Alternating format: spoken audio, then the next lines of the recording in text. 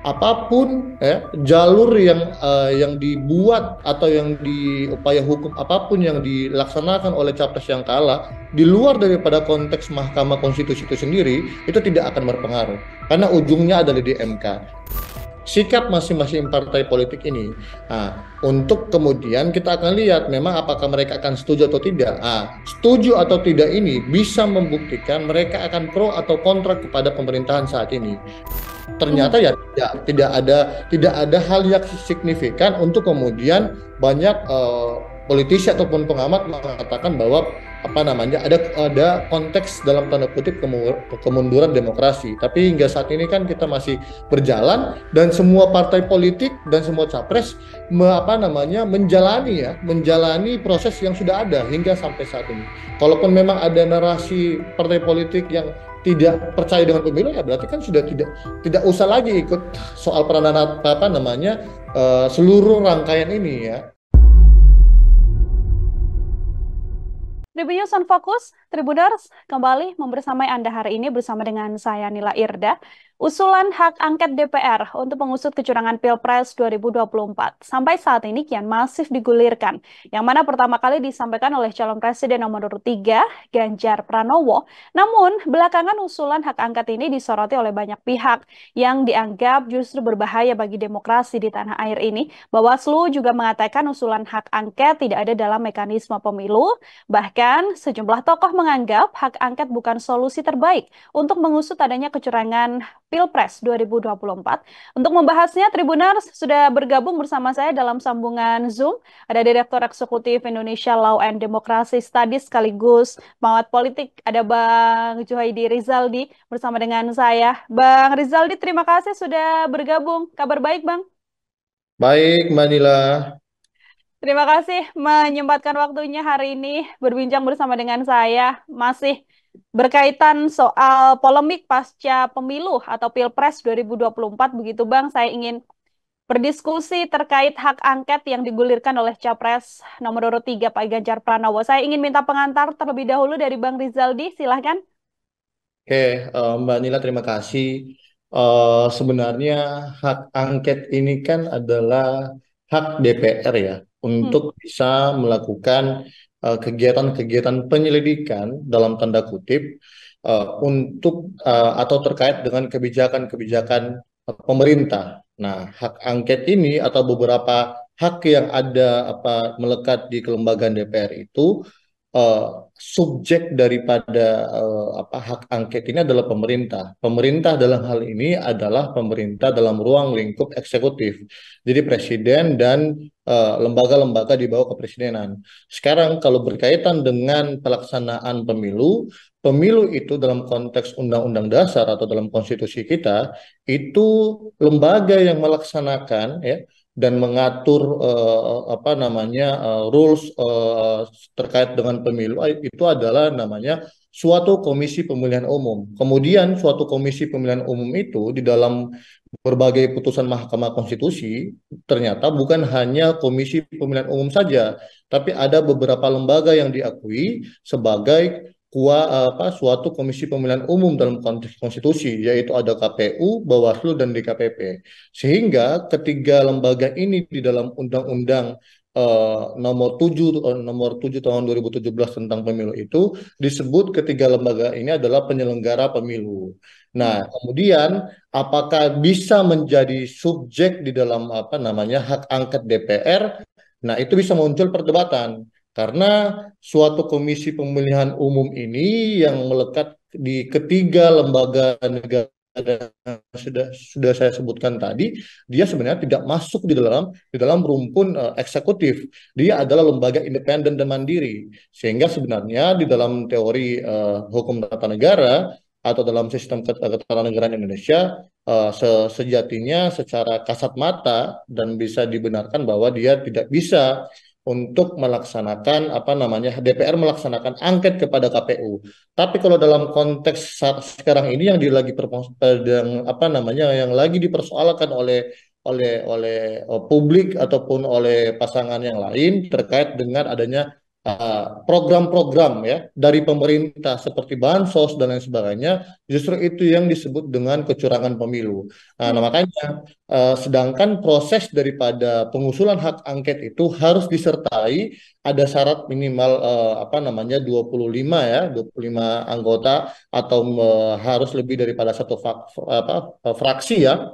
Kemudian itu harus menyertai dokumen-dokumen hak angket terkait. Nah, sekarang apa sebenarnya yang akan menjadi objek hak angket terkait dengan kecurangan pemilu dan juga siapa subjeknya. Sehingga harus jelas kalau yang simpang siur di tengah-tengah masyarakat itu adalah bansos dan beberapa program-program yang dilakukan. Tapi dalam konteks hal ini sekali lagi apapun langkah DPR, benar kata Bawaslu tadi atau hari ini itu tidak ada dalam mekanisme pemilu satu. Kemudian tidak akan pernah mengurangi esensi terkait dengan pelaksanaan pemilu yang sudah berlangsung hingga saat ini. Dan ini sudah di ujung, saat ini sudah rekapitulasi di tingkat kecamatan, bahkan akan hingga tanggal 20 Maret nanti akan diumumkan secara nasional. Gitu Mbak, pengantar Hmm. dari Oke, baik. Artinya Bang Rizaldi bisa saya ambil garis bahwa memang meskipun nantinya hak angket ini bisa terlaksana begitu ya, ada suara dari DPR pun tidak kemudian bisa merubah hasil akhir yang saat ini sedang berjalan di rekapitulasi KPU, Bang. Ya, dia tidak akan mempengaruhi seperti Hmm. layaknya putusan di KPP ya, kemarin yang sudah sempat kita bahas juga. Ini Hmm. adalah prosedur yang lain. Dia tidak ada di dalam peranata hukum kepemiluan, sehingga dia tidak bersinggungan langsung ataupun tidak langsung dengan pemilu. Sehingga kalau narasi ini dibangun ada kecurangan dan lain sebagainya dalam konteks pemerintahan bansos bisa-bisa saja. Tapi dalam konteks korelasi dengan pemilu itu tidak ada dan sudah Hmm. dibuktikan oleh kemarin statementnya beberapa guru besar ya seperti Prof. Yusril Iza Mahendra. Prof. Yusril mengatakan bahwa kalau adanya ketidakpuasan daripada capres yang kalah ya ataupun dari partai yang kalah di dalam konteks pilpres itu sendiri bukan ranah DPR atau dalam ranah peranata hak angket, tapi itu adalah ranah Mahkamah Konstitusi. Karena hanya Mahkamah Konstitusi lah yang berwenang secara konstitusional untuk mengadili dan memutus terkait dengan perselisihan hasil pemilihan umum. Ya, jadi sehingga apapun ya, jalur yang dibuat atau yang di upaya hukum apapun yang dilaksanakan oleh capres yang kalah di luar daripada konteks Mahkamah Konstitusi itu sendiri itu tidak akan berpengaruh karena ujungnya adalah di MK dan itu dibenarkan di dalam berbagai peraturan terkait dengan pemilu. Sekarang kita berbicara pemilu, Mbak. Ada undang-undangnya, ada konstitusinya, ada peraturan-peraturan di bawah undang-undang yang berkaitan dengan pemilu. Yang berkaitan dengan konteks yang lain terkait dengan kebijakan pemerintah seperti bansos itu adalah peranata yang lain. Dia tidak bisa bersinggungan dengan peranata hukum dan peranata konstitusional di dalam rumpun pemilu atau pilpres itu sendiri. Sehingga Hmm. ini adalah dua mata uang ya. Kalau dia memang satu ya, satu keping tapi dia bertolak belakang sehingga sebenarnya ini adalah merupakan upaya, hanya semacam upaya untuk mendiskursuskan bahwa sebenarnya ada korelasi kebijakan yang diambil Pak Presiden Jokowi dengan bansos itu dengan adanya kecurangan pemilu. Nah, itu yang harus dibuktikan sebenarnya korelasinya. Dan sebenarnya lembaga ataupun ruang yang paling konstitusional untuk membuktikan hal itu bukanlah di hak angket. Karena apapun hasil hak angket itu tidak akan berimplikasi apapun terkait dengan pelaksanaan pemilu yang sudah berlangsung. Hmm. Tapi kalau itu mampu dibuktikan oleh paslon yang bisa dikatakan paslon satu atau paslon 2, paslon 3 itu di Mahkamah Konstitusi. Kalau mereka bisa membuktikan hal itu ya berarti kan akan terjadi beberapa opsi bisa saja MK dengan progresivitasnya untuk membatalkan hasil ataupun bisa ada beberapa TPS yang pencoblosan ulang atau dan lain sebagainya tergantung narasi argumentasi hukum yang dibangun oleh capres ataupun cawapres yang kalah meskipun saat ini memang hasil Kikuan sudah 02 yang unggul dan real count juga KPU per hari ini kan masih 02 yang unggul. pun kita harus tetap menunggu di tanggal 20 Maret 2024 nanti untuk KPU secara nasional mengumumkan rekapitulasi suara secara nasional, Mbak, gitu. Oke, artinya kalau dari kacamata Bang Rizaldi sendiri, ini kan tadi disampaikan dengan sangat jelas bagaimana kemudian hasil akhir dari Pilpres dalam konteks obrolan kita ini begitu ya Bang ya. Ini Ya. tidak akan banyak berpengaruh dengan dorongan hak angket yang disampaikan, baik itu paslon 01 dan juga paslon 03. Atau justru Bang Rizaldi melihat ada motif lain sebenarnya di balik dorongan masif, cukup masif bisa saya katakan dengan langkah-langkah Pak Ganjar, kemudian PDIP, dan juga Koalisi 01 untuk menggulirkan hak angket DPR ini, Bang? Gini, Mbak, sebenarnya sederhana. Untuk kita membedah dalam konteks kecurangan pemilu, Hmm. kemudian dengan hak angket, sebenarnya kan sudah ada peranata. Peranata apa? Kalaulah ada indikasi terkait dengan kecurangan-kecurangan pemilu, itu langsung dibawa ke Bawaslu. Karena memang ranahnya untuk kita menguji kecurangan ataupun ada temuan dari paslon manapun, 1, 2, dan 3. Ini adalah ranahnya Bawaslu untuk menguji hal itu. Sehingga jikalau tidak ditanggapi oleh Bawaslu, kemudian bukti-bukti itu bisa dibawa ke MK. Itu kan salah satu strategi bagi ketiga pasangan calon dan tim hukumnya. Jikalau memang mentok adanya stagnan di pada Bawaslu, itu pun bisa menjadi bahan ataupun argumentasi hukum, kemudian menjadi dalil di dalam permohonan PHPU nanti. Tapi yang ingin saya tegaskan di sini, Mbak, sekali lagi, hak angket itu berkaitan dengan kebijakan pemerintah. Kebijakan pemerintah yang mana yang akan kemudian menjadi objek hak angket itu yang kita dengar beberapa hari ini adalah bansos, satu. Kemudian ada intervensi hingga ke daerah, adanya PJ-PJ dan lain sebagainya. Dalam konteks otonomi daerah, kalau kita membedah bansos, kemudian membedah kebijakan penunjukan itu, memang secara infrastruktur ataupun suprastruktur politik itu memang harus adalah orang kepercayaan presiden ataupun orang-orang yang memang diseleksi, meskipun dia orang adalah kepercayaan presiden dalam konteks undang-undang, tapi dia harus juga melalui seleksi yang diajukan oleh DPRD kabupaten ataupun provinsi, kemudian akan diseleksi di Kemendagri, kemudian akan diterbitkan keputusan presiden, keputusan Kementerian Dalam Negeri untuk mengesahkan para PJ-PJ kepala-kepala daerah. Dalam Hmm. konteks bansos itu kan ada peranatanya, ada kesepakatan ternyata dari DPR kemudian pemerintah, dan kapan timing-timing itu dikeluarkan bansos itu. Itu kan kalau tidak salah harus kita bedah dulu. Itu ada kesepakatan antara DPR, pemerintah untuk menentukan timing-timing untuk penyaluran bansos itu sendiri. Tapi ingat, Mbak, sekali lagi, kalau kita melihat suasana politik hari ini, dengan kemarin ada peristiwa Pak Surya Paloh ketemu dengan Pak Presiden, dengan narasi Nasdem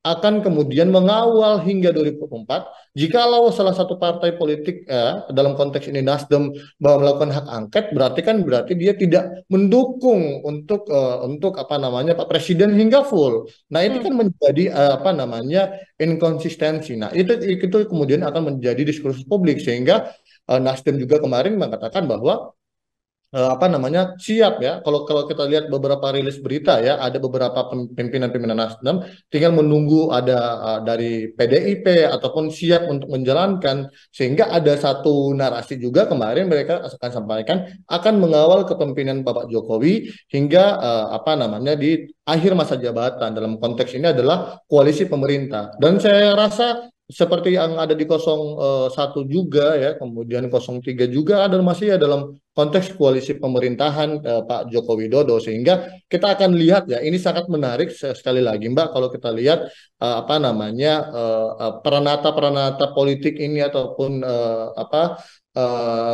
jalan-jalan politik yang akan diambil oleh partai politik ini sangat menentukan sisa masa jabatan Pak Presiden Joko Widodo, sehingga apapun hak angket ataupun peranata yang ada di DPR, jikalau ingin dimaksimalkan, ya harus harus ada berbagai latar belakang politik ya. Hmm.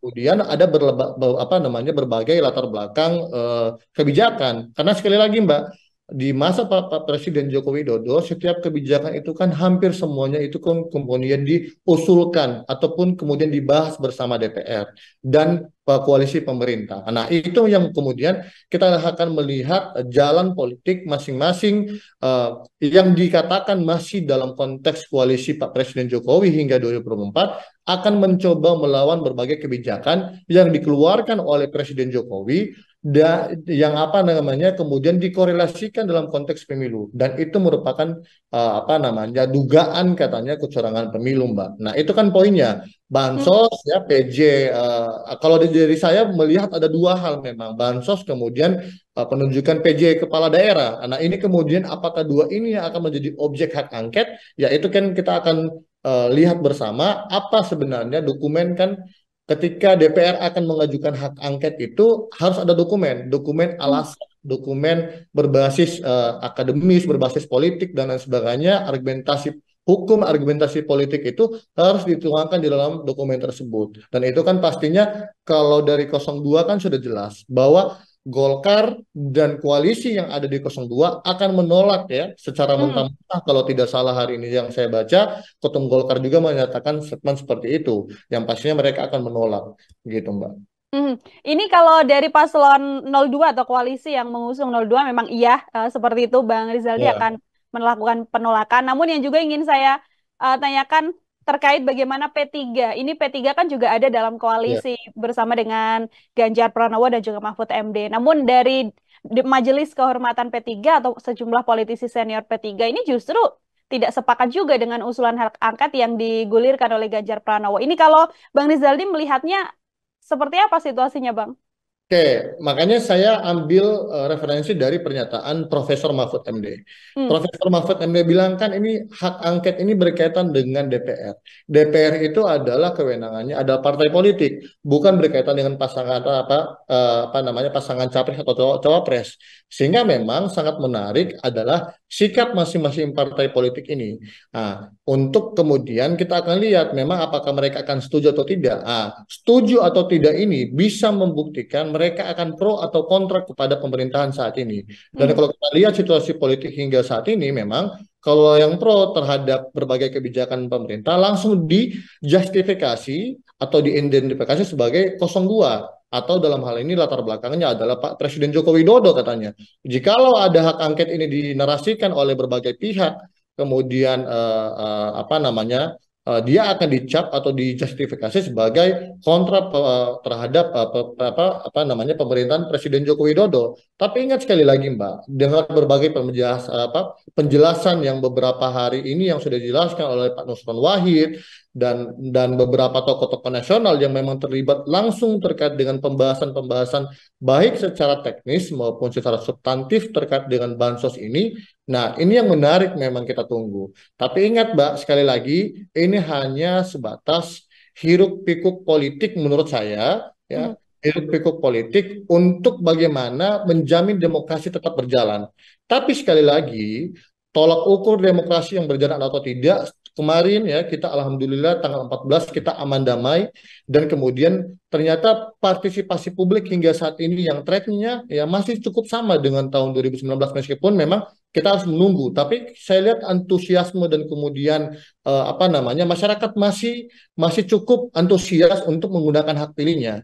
Karena apa? Kalaupun memang masyarakat kemarin sudah ada film Dirty Vote dan lain sebagainya, itu kan akan menurun ya. Ternyata Hmm. ya tidak ada hal yang signifikan untuk kemudian banyak politisi ataupun pengamat mengatakan bahwa apa namanya ada konteks dalam tanda kutip kemunduran demokrasi. Tapi hingga saat ini kan kita masih berjalan dan semua partai politik dan semua capres apa namanya menjalani proses yang sudah ada hingga sampai saat ini. Kalaupun memang ada narasi partai politik yang tidak percaya dengan pemilu ya berarti kan sudah tidak usah lagi ikut soal peranan apa namanya seluruh rangkaian ini ya. Itu Hmm. kan memang adalah memang apa namanya gerakan yang nyata. Kalaupun memang mereka tidak percaya, ngapain ikut lagi dalam konteks ini ya.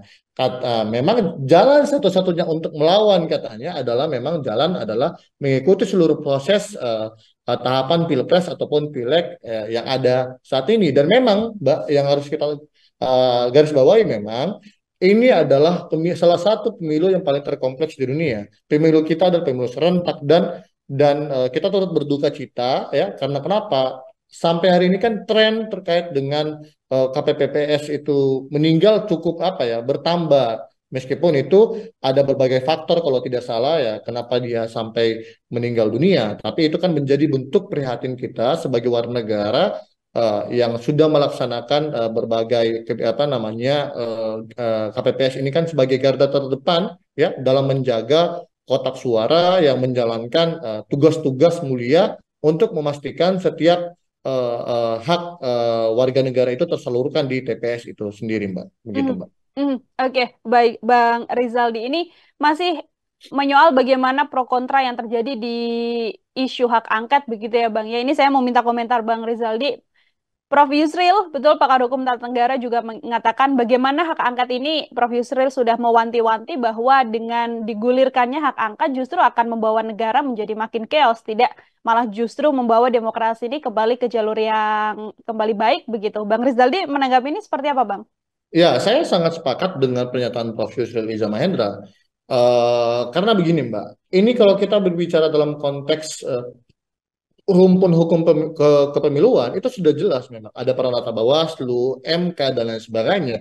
Kalau kita lihat track record MK, track record Bawaslu dan lain sebagainya, memang katanya kan memang tingkat kepercayaan publik ya cukup menurun ya terkait dengan Hmm. beberapa lembaga yang dalam konteks penegak penegak hukum pemilu ini. Tapi masih saja dipercaya oleh berbagai berbagai lapisan masyarakat ataupun itu partai politik, LSM, kemudian apa namanya lapisan masyarakat lainnya untuk kemudian menguji ya berbagai aduan, berbagai temuan yang kemudian menjadi apa namanya keraguan bahwa pemilu ini tidak adil, tidak jujur, tidak berintegritas.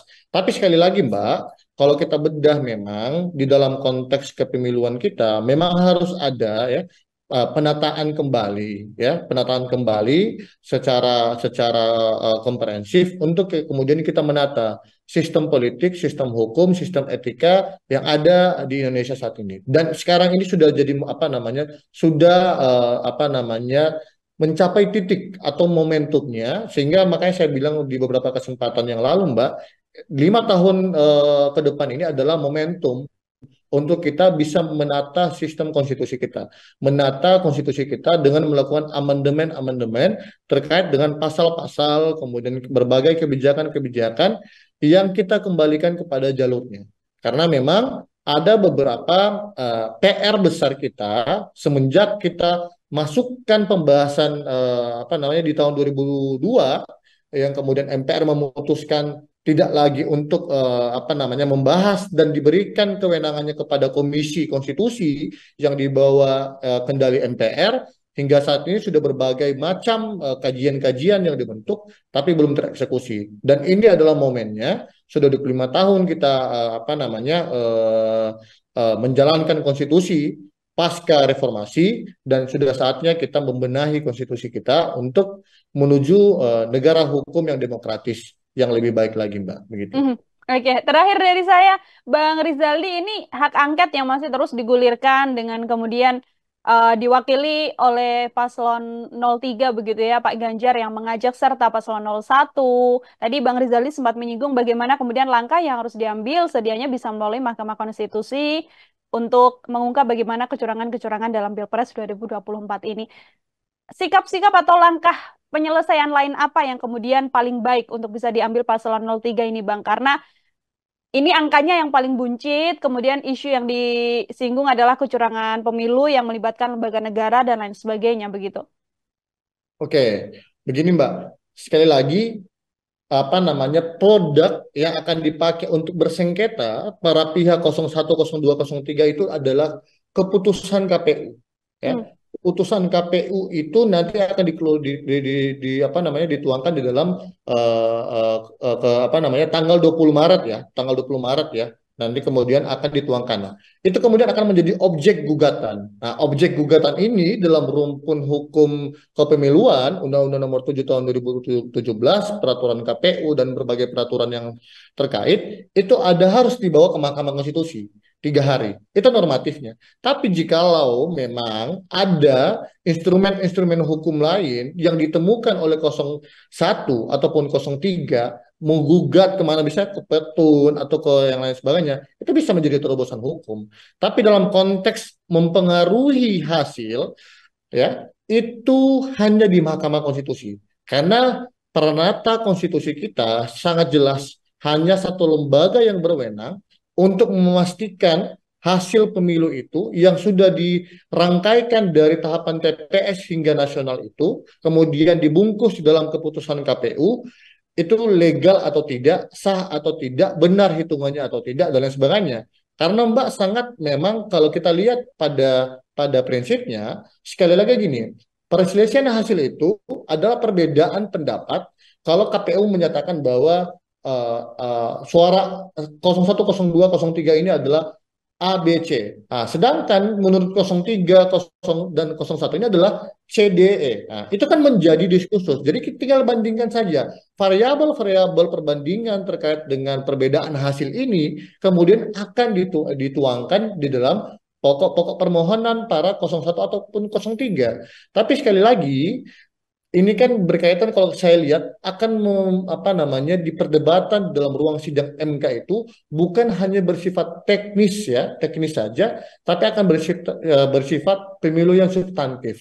Pelanggaran terstruktur, sistematis dan masif itu kemudian akan dipakai, kelihatannya 03 dan 01 ini untuk membatalkan seluruh apa namanya seluruh apa namanya rekapitulasi yang ada. Tapi ada satu implikasi Mbak yang sangat apa yang dan sudah disampaikan oleh Prof. Yusril.